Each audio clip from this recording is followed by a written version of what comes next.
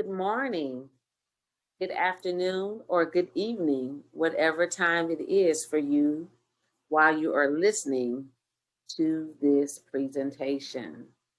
Welcome to session 17E, Accepting God's Call, Choosing to Preach, Sermon Options and Application. Today is Monday, February the 8th, 2021. We will continue on our journey here of homiletics and exegesis and eisegesis. Our focus again is on chapters 3 and chapter 5, choosing to preach. After completing this session, you should be able to describe sermon options and structures, differentiate sermon options such as deductive study, inductive study, cognitive style, and affective style, and apply the principles of hermeneutic, exegesis, and homiletics to sermon preparation, teaching, devotions, and small group studies. Our micro-learning objectives today are differentiate sermon options and describe sermon structures and styles. How will you communicate the message? Inductive preaching uses the process of inductive thinking to guide the unfolding of the sermon. Deductive preaching employs the procedures of deductive thinking to map the presentation of the lesson. In order to understand inductive or deductive preaching, it is necessary to understand inductive and deductive thinking. Deductive preaching is about applying these texts to the lives of listeners in the world today. The worship texts in the Psalms are not there merely to be observed as if we were a crowd of eyes glazed over tourists visiting medieval cathedrals. The tourist appreciates the beauty of the cathedral in a detached historic sense, not at all like the response we want from our listeners.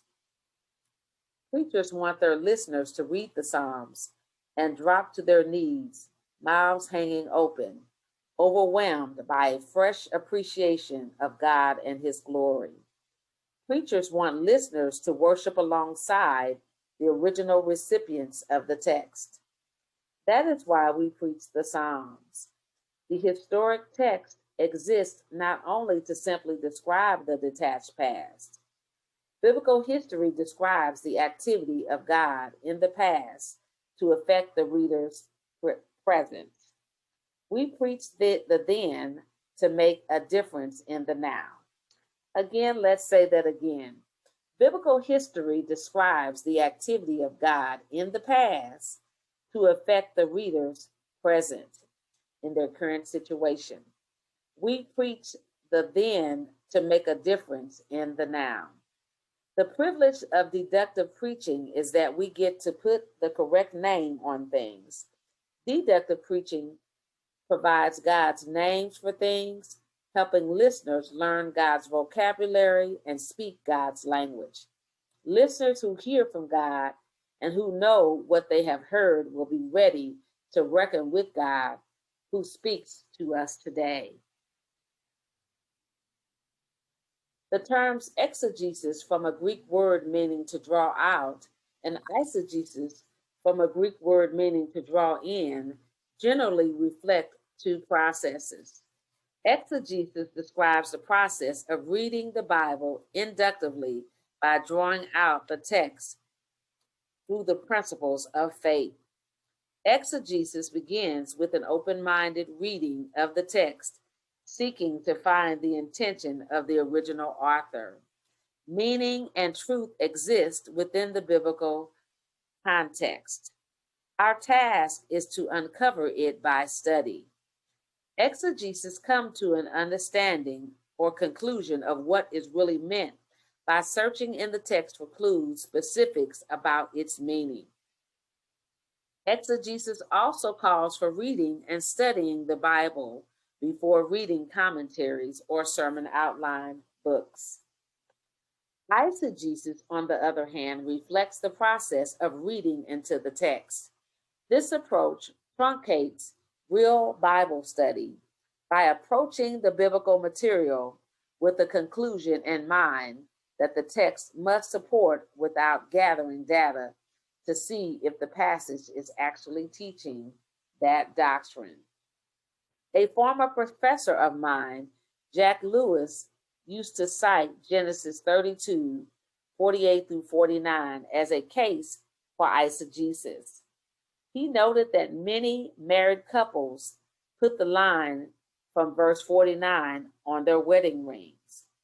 The Lord watched between you and me when we are absent one from the other. At first glance, it appears that the biblical texts offer a promise about husbands and wives who are absent from each other. However, the context takes these words in a different direction. Laban in verse 48 said, "This heap is a witness between you and me today." Therefore, he named it Gilead or Galid. Verse 49 says, "And the pillar, Mizpah, for he said, the Lord watch between you and me when we are absent one from the other." Laban and Jacob, at odds with one another, agreed to separate. To ensure that no further injustices take place, Laban calls on God to keep track of them so that they do not harm each other. Again, an exegesis of the passage, meaning an inductive study, leads to a different conclusion than eisegesis, which is a deductive study of the material. So now, remember, when you're doing inductive preaching, use these keys as you prepare yourself to preach inductively.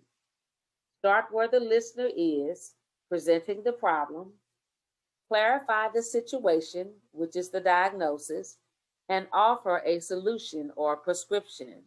And finally, anticipate the future or the prognosis. On the other hand, with deductive preaching, use these keys or key questions to treat a text deductively. For example, where does it live? What is the contextual analysis, which again we've studied all semester long? How does it work? What is the syntactical analysis? What does it say? What is the verbal analysis? And what does it mean? What is the theological analysis? And finally, how does it apply? What is the homiletical analysis? In inductive preaching, exegesis and theology come together. The preacher will identify the broad theological categories to which the problem belongs, and then will turn to the specific texts in Scripture that provide wisdom relevant to the situation. Theology provides the categories, while exegesis provides the data. Through exegesis, the necessary information is brought forth. Through theological reflection, the information is unified and made coherent. In our example, the preacher prayerfully discerns that bitterness must be rooted out to create a healthier atmosphere in the people and in the church for it to grow. Of course, the preacher is the theologian enough to understand that bitterness itself is not the problem. Bitterness is only the symptom. This poisonous feeling is the result of something deeper, an inability to forgive. The preacher turns to the Bible in search of wisdom, prayerfully seeking texts that will inform them of a better way. One such text is Matthew 18, which is initially quite frightening to consider. In verses 34 through 35, it suggests that we can't forget those who hurt us. Again, it suggests that if we can't forgive those who hurt us, we can't expect God to forgive us. Forgiveness says Jesus must be perpetual. If your wife deserts you, forgive her. If your father abuses you, forgive him. And if he does it again, forgive him again. This is hard medicine, not easily swallowed. How many times should I forgive? Peter asked. Up to 7 times. To Peter's thinking, 7 times seems extravagant. Any of us who have been deeply hurt would agree. We would possibly produce the grace necessary to forgive a backstabbing friend once, and perhaps with superhuman effort. Prayer and fasting and the like, we could do it more than once. But to forgive 7 times would be something only an apostle like Peter could be capable of. Not 7 times, Jesus says, but 7 times or 70 times 7. The implication is clear. The Christ or the Christian in the Christ or the Christ in the Christian forgives every time. There is no limit, and for many of us, it would seem there is no hope. Who is capable of such a thing?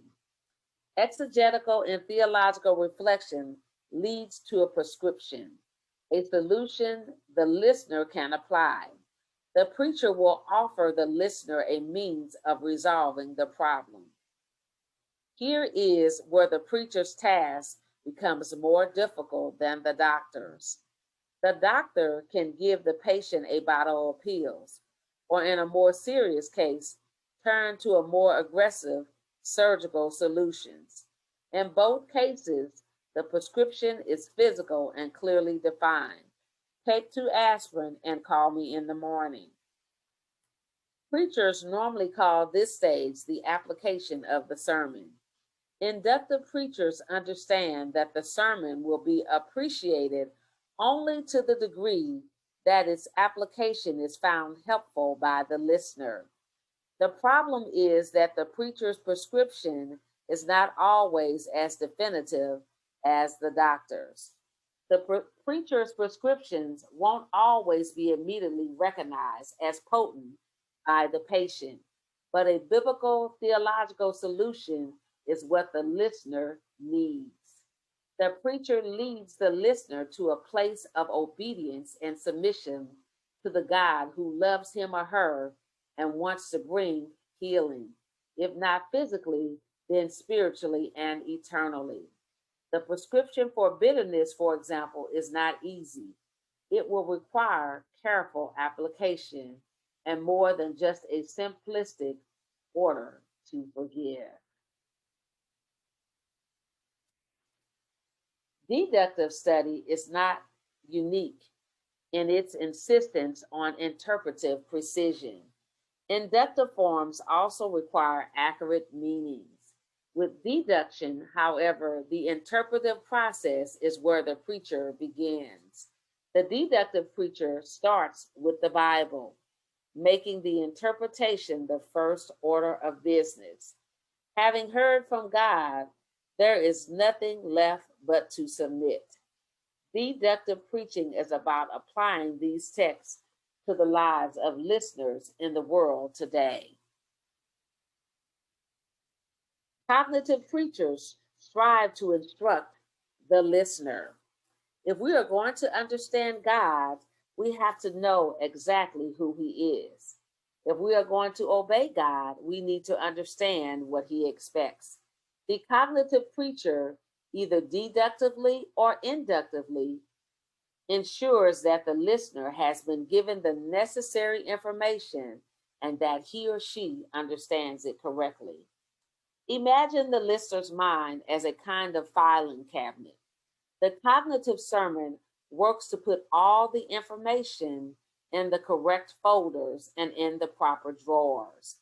Or think of the mind as a complicated piece of a computer code written by God. A virus has infected the code, fatally altering key blocks of information and causing the data to be disarrayed.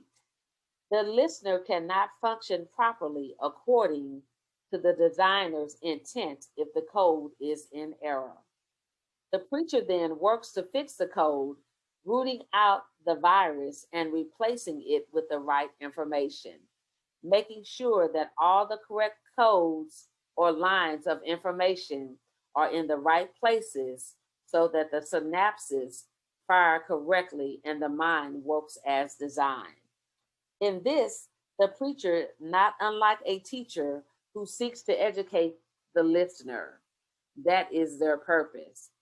While a good teacher is concerned with teaching students how to think, the teacher also makes a major effort to explain to students what to think. In other words, the teacher provides the student with the information necessary for a well ordered mind.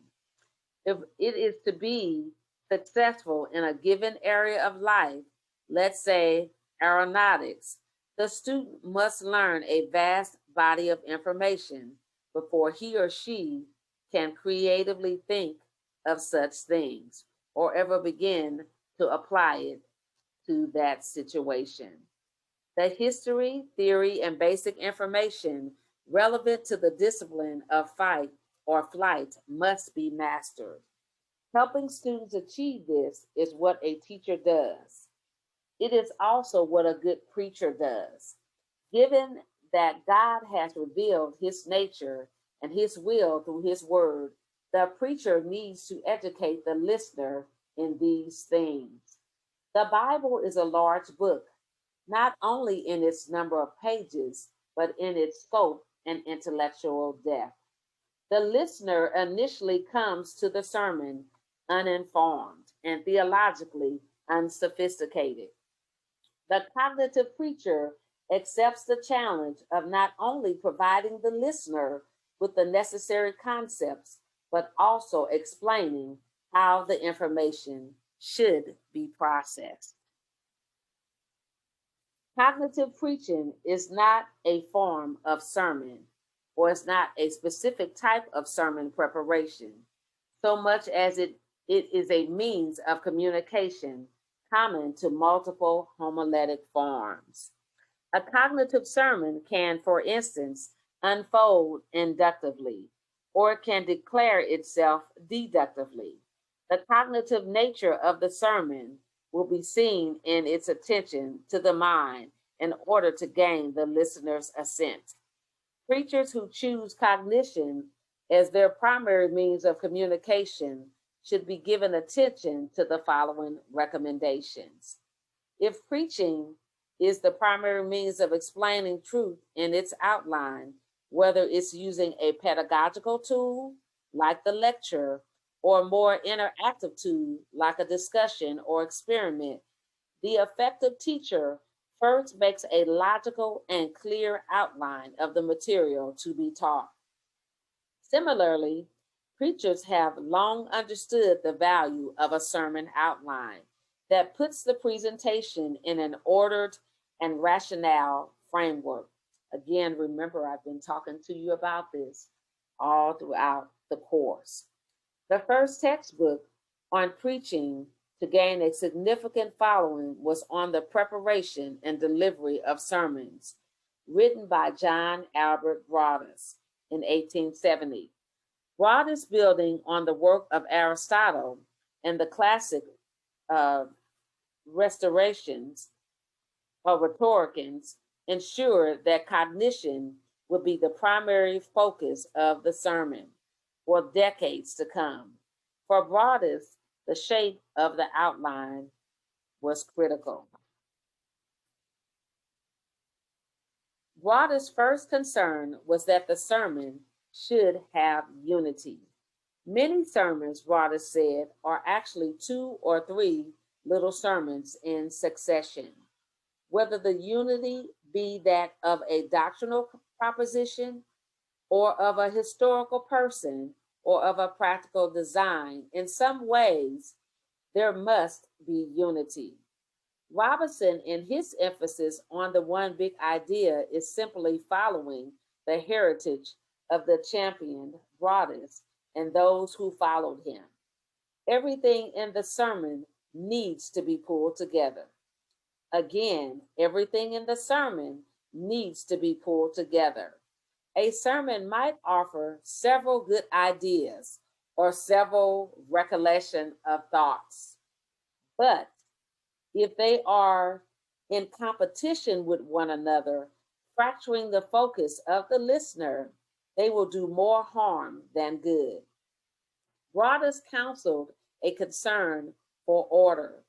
This is to say that the preacher must consider how the various parts of the sermon relate to one another and to the whole. Good order requires, first of all, that the various ideas comprising the unit of consideration be carefully distinguished from one another. Secondly, that they follow one another in sequence, making for continuity. And thirdly, that the order of the thought shall move towards a climax. I must say, on yesterday, Evangelist Sharonda Littleton did an outstanding job of cognitive preaching and showing the unity and order of the sermon. Now back to our text. Getting the pieces of a sermon in the proper order means that the preacher understands how the elements relate logically. Certain elements need to be established prior to other elements if the sermon is to make sense. Third, Broadus wished that the sermon present its various ideas in proportion. Not every aspect of the sermon needs to be given identical weight and emphasis or time in the sermon, but must rather be seen in terms of the proportional weight of the idea relevant to the overall intent. Having established primary ideas, these subsequent ideas can be treated more lightly. To give a supportive element of such focus or of much focus is the big idea of the sermon, to create confusion to the listener. Again, to give a supportive element as much focus as the big idea of the sermon is to create confusion for the listener. Fourth, Broadus asked for a sense of progress in the sermon. In other words, the sermon must move, and that movement must be forward. Again, Evangelist Littleton did an excellent job of moving the sermon forward. She provided the background and the history of the information. She provided us the information as to what God was focusing on as the sin or the fault that he had with Israel, of why they needed to repair the breach. And she took it on home to explain to us how to repair the breach. So, some sermons, said Broadus, have been called a Ferris wheel sermon. They move forward and round, but they never move forward to a climax. Evangelist Littleton's sermon moved to a climax. The climax of the sermon is indicated by its objective. The preacher has a clear sense of what he or she is seeking to accomplish. The sermon then can be built so it moves forward to the objective. Everything that gets in the way of that purpose can be gestated or stagnated. It is helpful, Broadus suggested, that the key ideas of the sermon be clearly divided and identified, not only to make the train of thought plain to the listeners, but also to assist the preacher in encouraging logical correctness. The number of divisions is not set, but fewer is usually better. Each division must be clearly distinguished, memorable, and described, and critical to the achievement of the objective. Broadus preferred two divisions for his own sermon, though he acknowledged that most sermons use a 3-point sermon to be a lot more common. So, cognitive preachers will use those material aids that will assist the clear communication of their ideas of the message. Visual aids and object lessons will be used only if they are critical to enhancing the listener's understanding of the point. If the objective is too flashy, it can become more memorable than the point itself. Of course, the same can be said or true of sermon illustrations. Visual aids are more physical in their form of bringing light and color to the ideas of the sermon. Anything beyond that should be avoided or avoided. We have a little saying over the Midwestern District Council. We call Suffolk and Bishop Ron E. Stevens the prop man. He is known for his visual aids to make sure he connects with all types of learners. What are religious affections? What is effective preaching? Effective preaching and religious affections are things such as hope, love, joy, desire, sorrow, gratitude, and compassion, as well as zeal. These are things that affect the listener's heart. Edwards called them the springs of action, and any experienced preacher knows how powerful they can be. Listeners are motivated when they gain hope, feel loved, sense joy, or become grateful. Any understanding of faith that does not produce this kind of holy affection in the heart will not lead to the kind of active response that God requires. Again, all throughout this course, I've said to you, our purpose in our communication is to get a response from the audience. It may not necessarily be someone walking down to the altar or someone being baptized in Jesus' name, but we do want to prick the hearts of sinners, saints, and sliders that they feel compelled with every sermon asking, what must I do to be saved? What must I do to respond to this message? We want them to be called to action from your sermon. Preaching must lead to response, and it will not do so unless we touch the heart. Preachers too often concede this territory to the worship musicians. We must accept, or we accept that worship can touch the emotions, but somehow preaching is supposed to be different, perhaps even above the exercise of mere feeling. Yet this sense does not account for the way God works as we see him in the Bible. Have you ever wondered why God demanded that the tabernacle needs to be beautiful? Why all the incense if a correct approach to God was only through the mind of God? In Exodus 31, God chose a craftsman named Bezalel to make the tabernacle beautiful. God had gifted this man, filling him with the Spirit of God, with skill, ability, and knowledge in all kinds of crafts to make artistic designs for work in gold, silver, and bronze, to cut and set stones, to work in wood, and to engage in all kinds of craftsmanship. Exodus 31, verses 3 through 5. Bezalel and Aholiab and all the other craftsmen did their work to near perfection. The Israelites had done all the work just as the Lord had commanded Moses. Moses inspected the work and saw that what they had done, it was done just as the Lord had commanded. So Moses blessed them according to Exodus 39, verses 42 through 43.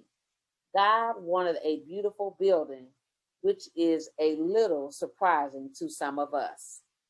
So, if God wanted a beautiful building, that means that God is into aesthetics for effective preaching. Effective preachers help listeners experience God through his word. The experience is not the goal of the sermon, but the means by which the goal is attained.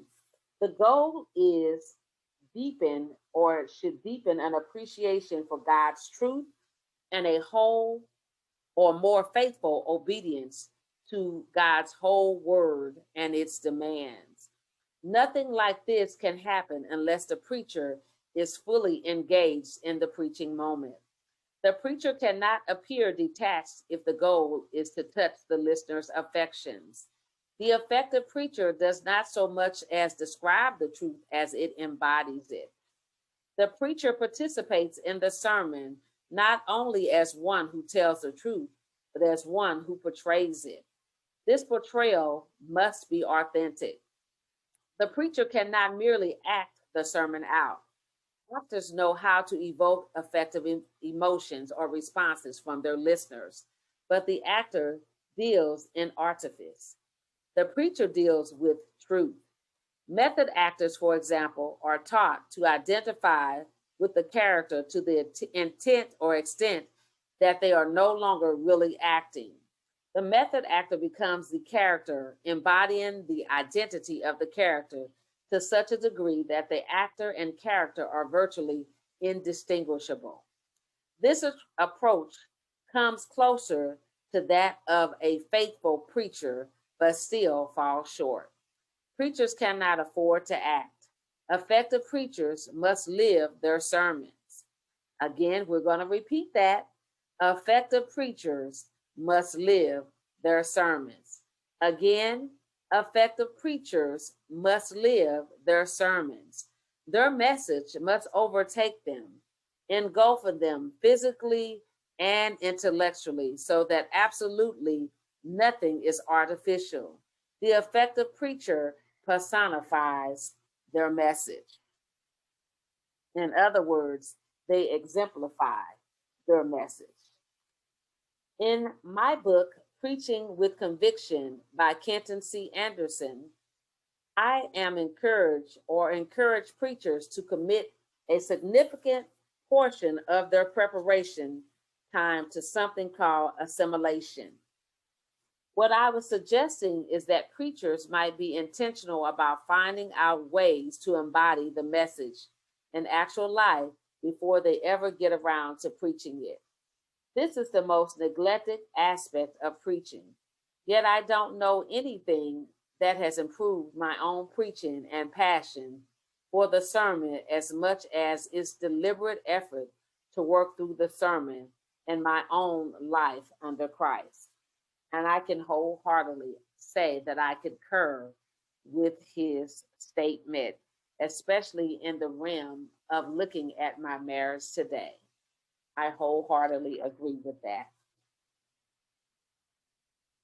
David Bucktrick's landmark homiletic suggests that preachers need to think about how sermons form in consciousness. Though I don't endorse all aspects of Bucktrick's theology, his approach to effective formation is helpful. Bucktrick asks us to pay attention to these features: the movement of the sermon in effective preaching, the image grid, the point of view, the mode of immediacy are all important to the effective preaching sermon style. Most preachers give little thought to how the images connect in their sermons. Again, we call Bishop Ron Stevens the prop man.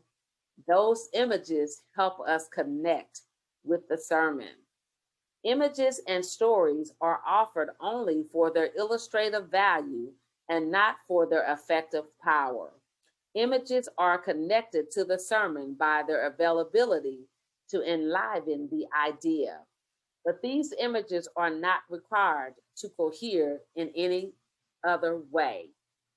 They could be anything: a story, a football game, a nursery rhyme, an object lesson, with no apparent similarities between them.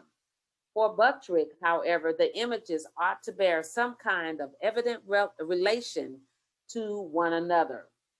The image grid, in his terms, for the sermon's web of stories and metaphors and the way they interact are important.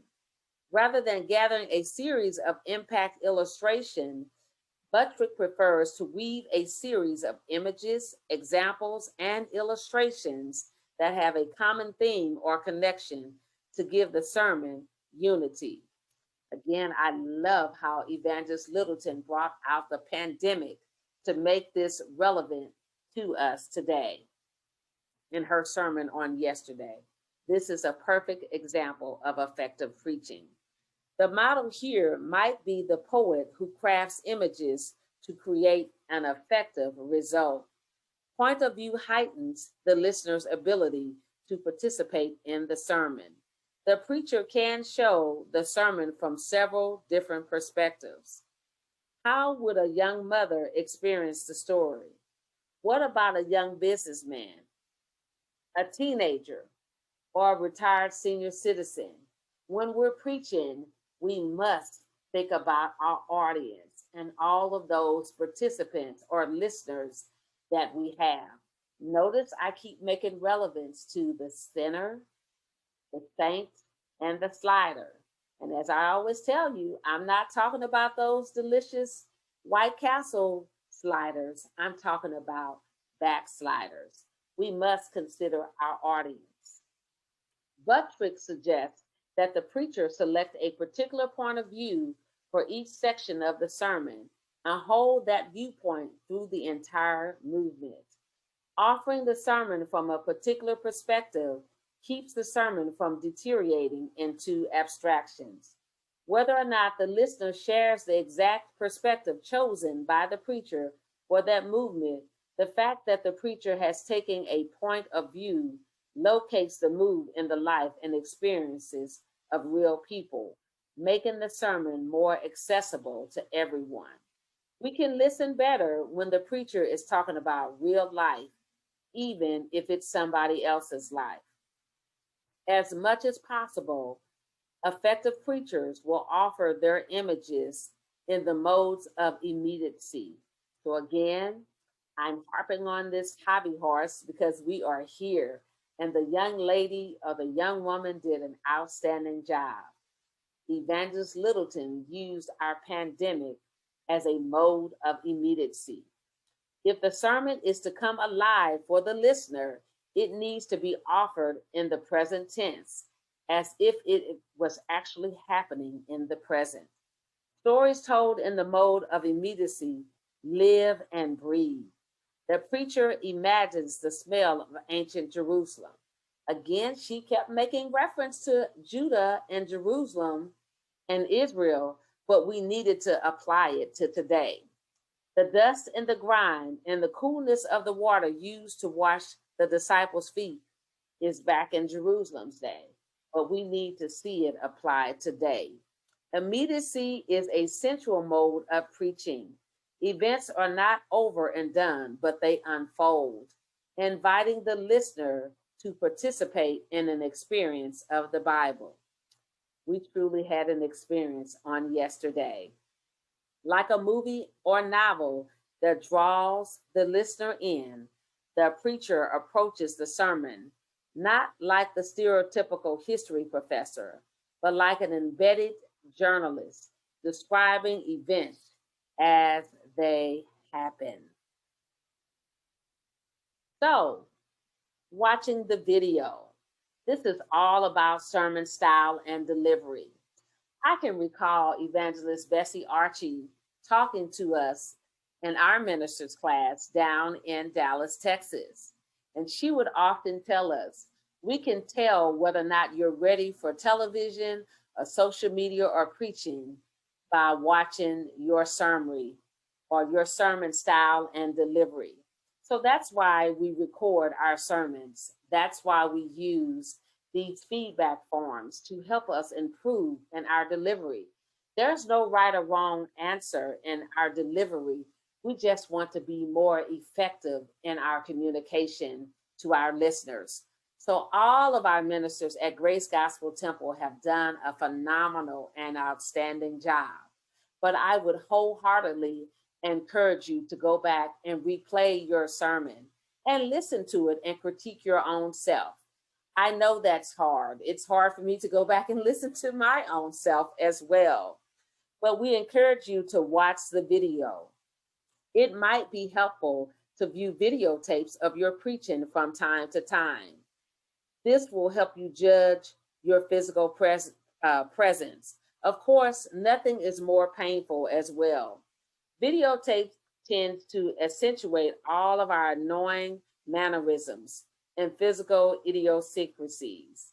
The goal is not to eliminate them entirely, but part of who we are as people is presented through our bodies, using our hands, our faces, and everything that is attached to us is a great way of communicating presence. Now, we are not looking for the praise of men, but we do want to be effective in our communication so that the listeners can respond to our message. God bless you. Again, I look forward to meeting with you again on tomorrow.